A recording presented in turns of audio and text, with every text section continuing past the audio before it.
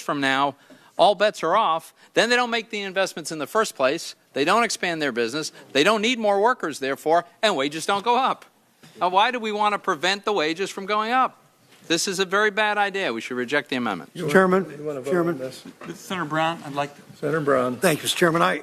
I go back again to the historic meeting in the White House with the 5 most important Democratic senators on this committee, and Senator Wyden in attendance. And I'm sorry for those that didn't get invited. But you always learn something in this world. And what I learned from that meeting was I saw the playbook on how President Trump and majority Republicans were going to sell this tax cut, because they fundamentally, intuitively know, all of you do, that the public always knows that when Republicans are in power, the first thing they want to do is give tax cuts to the rich. That's just it's in their DNA. It's what they're going to do. We know that. So they fundamentally, and the chairman laughs, but he knows over 40 years it's always true.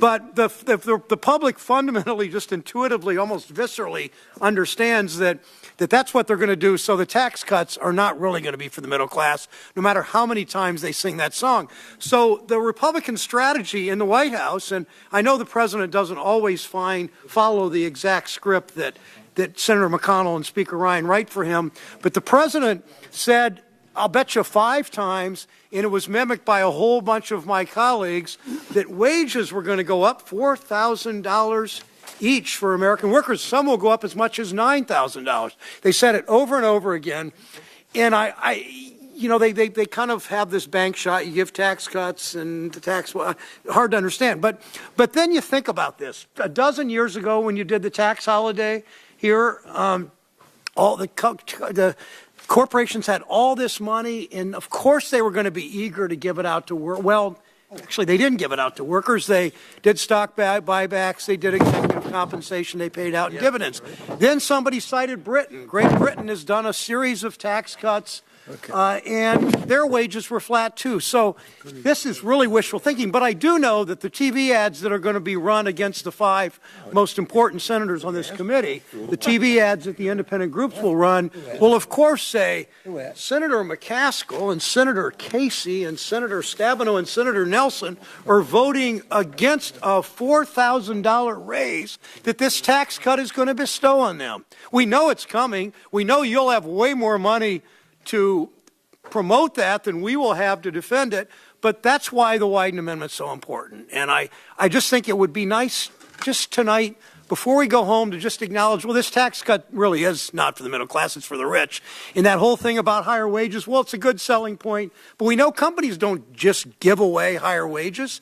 They just don't give away higher wages just because they have more money. Corporations are sitting on a lot of money now. They're sitting on a lot of profits now. I don't see wages going up. So just spare us the bank shots, spare us the sarcasm and the satire, and let's move. I'm going to spare it, but I'm going to just say to you that I come from the poor people, and I've been here working my whole stinking career for people who don't have a chance. And I really resent anybody saying that I'm just doing this for the rich. Give me a break. I think you guys overplay that all the time, and it gets old. And frankly, you ought to quit it. Mr. Chairman, the public believes it. I'm not through. Okay. I get kind of sick and tired of it. True, it's a nice political play. Well, Mr. Chairman, it's not true. With all due respect, I get sick and tired of the richest people regular in the order, country Mr. Chairman. Getting richer and regular order. Richer. We do a tax regular order. Middle class wait a minute, regular order. And over and over again. How many times do we do this before we learn this? Listen, I've honored you by allowing you to spout off here. And what you said was not right. That's all I'm saying. I come from the lower middle class originally. We didn't have anything. So don't spew that stuff on me. I get a little tired of that crap. And let me just say something. If we worked together, we could pull this country out of every mess it's in. And we could do a lot of the things that you're talking about, too. And I think I've got a reputation of having worked together with Democrats. Let's start with Chip. I'm not starting with Chip. I did it. I've done it for years. I've got more bills. Start with Chip today. I got more bills passed than everybody on this committee put together. And they've been passed for the benefit of people in this country. Now, all I can say is I like you personally very much, but I'm telling you, this bull crap that you guys throw out here really gets old after a while. To do it right at the end of this was just not right. And it takes a lot to get me worked up like this. Call the roll. Let me call the roll on what are we on? The Menendez amendment. On the Menendez amendment, let's call the roll. Grassley, no. Mr. Grassley, no. Mr. Crapo. No. Mr. Crapo, no. Mr. Roberts. Mr. Roberts, no. Mr. Enzi. Mr. Enzi, no. Mr. Cornyn. Mr. Cornyn, no. Mr. Thune. Mr. Thune, no. Mr. Burr. Mr. Burr, no. Mr. Isaacson. Mr. Isaacson, no. Mr. Portman. Mr. Portman, no. Mr. Toomey. Mr. Toomey, no. Mr. Heller. Mr. Heller, no. Mr. Scott. Mr. Scott, no. Mr. Cassidy. Mr. Cassidy, no. Mr. Wyden. Aye. Mr. Wyden, aye. Ms. Stabenow. Aye. Stabenow, aye. Ms. Cantwell. Aye. Ms. Cantwell, aye. Mr. Nelson. Mr. Nelson, aye. Mr. Menendez. Aye by proxy. Mr. Menendez, aye by proxy. Mr. Carper. Mr. Carper, aye. Mr. Cardin. Mr. Cardin, aye. Mr. Brown. Mr. Brown, aye. Mr. Bennett. Mr. Bennett, aye. Mr. Casey. Mr. Casey, aye. Mr. Warner. Mr. Warner, aye. Mrs. McCaskill. Mrs. McCaskill, aye. Mr. Chairman. No. No. Chairman, no. I'm so upset I can't even say no. Mr. Chairman, the final tally is 12 ayes, 14 nays. The amendment fails. Now, I have a manager's amendment. It's called Hatch Amendment Number 25, modified, that includes a series of technical fixes and clarifying changes to Mark, as well as a small handful of accepted member amendments. Mr. Bartfeld, please walk us through the manager's amendment. Quickly. But Mr. Chairman, I'd like to echo. I'm sorry, I should have let. I'd like to echo the chairman's request. We need this summary. We just got a draft to it. There are a lot of changes in it. We haven't had any time to review the changes. We haven't had a chance to ask any questions. As far as I can tell, folks on the other side went in the back while we were taking these votes, and they've been talking about making these changes.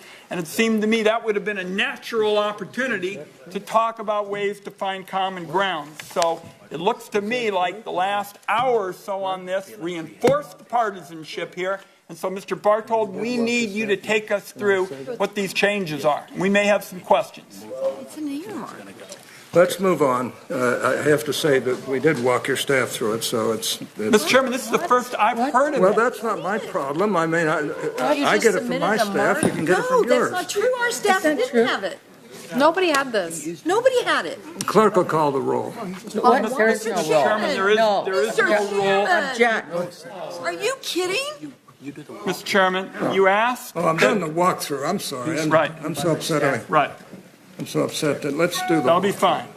Okay. Mr. Chairman, members of the committee, the chairman's modification begins with a modification to the transition rule to the change in the mark on section 162M that relates to binding contracts. It makes a clarification that the excise tax on investment income of private colleges and universities, it clarifies the related party rule provision of the underlying provision in the mark. It makes another clarifying amendment with respect to partners' shares of charitable contributions and foreign taxes paid. It also adds a clarification that the interest, the limitation on the deduction of net interest expense for which there's an exception for regulated public utilities also applies in the case of certain electric co-ops. It clarifies, or it excludes, I should say, that the accumulated foreign deferred earnings from the REIT gross income test for the purpose of the transition rule on the transition to the participation exemption system. It makes a modification to the Mark's underlying proposal with respect to the orphan drug credit, changes the credit rate to 27% and strikes certain limitations on expenses related to drugs that had been previously approved under the Food and Drug and Cosmetic Act. I'm not sure if the written document before you has a line that relates to the net operating loss deduction.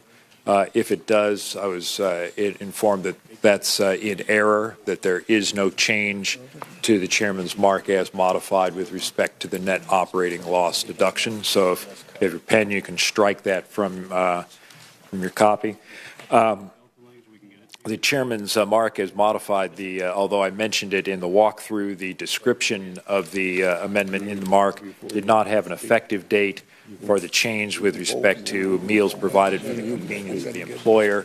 This is only clarifying for the written record that that would be effective for taxable years beginning after December 31st, 2025. The amendment also then adds a reporting requirement for research and experimentation expenditures beginning after December 31st, 2024. This is in relation to the amortization of research expenses. The cost basis of certain securities, it changes the basis. It changes first in, first out rule with respect to mutual funds, regulated investment companies. There are certain additions, so these are new starters as opposed to modifications. It extends the free file program for the IRS. It provides two changes to unify, two changes with respect to whistleblower programs. One is it treats whistleblower awards other than those of whistleblowers with respect to the IRS as above the allows them above the line treatment for attorneys' fees and court costs paid in connection to it. So it's conforming the treatment in other areas where there are whistleblower award possibilities to the present law treatment that's accorded to whistleblower awards in the case of in a tax case. It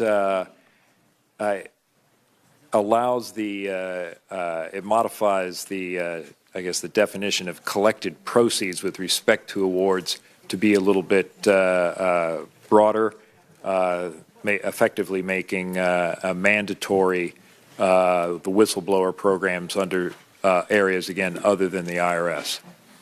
It increases the excise tax on stock compensation of officers in inverted corporations. It disallows deductions for lobbying expenses with respect to lobbying before local government bodies. Let's see. It adds a new requirement for corporate taxpayers that pay dividends to shareholders, such that there's a requirement to report the total amount of dividends paid during a taxable year and the first 2.5 months of the succeeding year. That'd be effective starting after 2018, so a year's lead time. And it imposes a 3-year holding period requirement for qualification of long-term capital gains with respect to partnership interest received in connection to performing services. This is related to carried interest of certain investment partnerships. And then I believe the last item makes some technical changes to the provision in the makes some changes to permit distribution from retirement plans without penalty and to provide essentially above-the-line treatment for casualty losses with respect to the Mississippi River Delta flooding of, I guess that's a year and a half ago. Bill. Bill. Mr. Chairman. That concludes the. Mr. Chairman, I have several questions. I'm sorry, Senator White, I forgot one thing. Also, it does make a modification to in the underlying mark would reduce the historic rehab credit's value by 50%. The chairman's amendment and this was not typed in what was handed out to you, it would restore the full value of the credit, but it would make a modification to say that the credit may be claimed, the credit allowable would be claimed by taxpayers in four equal pieces over the four succeeding. Is that written here? No? I just said it was not written there. All right, so we've got yet another major set of changes, including things that weren't written down. Mr. Abraham, was the Democratic staff consulted in the development of this? I understand apparently you were shown it here after it was written, but in the development of it, were the Democratic staff consulted in any of it? No, we were not. All right, so colleagues, once again, the partisanship is stark. It's obvious. This was another opportunity here late at night when we were voting for there to be discussion between Democrats and Republicans about how we might find some common ground. We didn't get it. Now, Mr. Bartold, I listened to you, and you went through a lot of things, and I couldn't find, just from my ear, a whole lot that would help middle-class families. I heard about the free file program, and that struck me as something that would be useful, and Senator Nelson has been a leader in that. But I heard an awful lot that I can tell you a lot of lobbyists who are following this are paying attention to. Could you just give me a sense whether anything else is there that helped the middle class? Perhaps, Senator Wyden, the second to last item that I mentioned related to the disaster losses in the Mississippi Delta flooding. A number of the Mississippi only, right? I mean, we got clobbered in the West, with fires and the like. That's for the Mississippi, right? This is just specific, specific to that area. Okay. Well, okay. Thank you. My colleague says it's not just the state of Mississippi. There's also parts of Texas. And Again, I want to come back to this. We heard that we're getting brand new material here at 10 o'clock at night. Democratic staff not consulted. I think all of us, at least on our side, were trying to listen because we didn't know what was in it. Sure looked like a lot of stuff that was important to lobbyists and not a whole lot that's going to matter to the middle class. Mr. Chairman, I think that kind of sums it up. I think you have a closing statement. I do. Some of my colleagues, I think, have questions as well. Well, let me just, I'll give a closing statement if you have one.